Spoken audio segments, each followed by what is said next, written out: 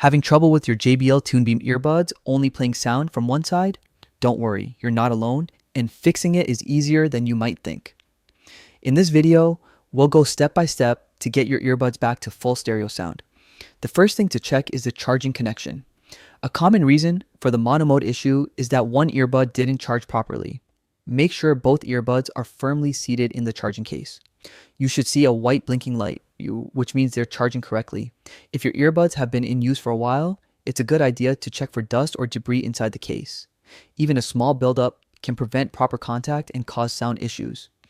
If charging looks fine but one side still isn't working, it's time to repair the earbuds manually. Start by putting both earbuds back in the case and keeping the lid open for about 10 seconds. Next, take out the right earbud and pair it with your phone.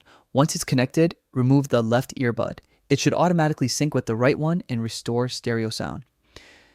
If these steps don't solve the problem, it could be a hardware issue. At this point, reaching out to JBL support is the best option. They can help troubleshoot further or arrange a replacement if your earbuds are still under warranty.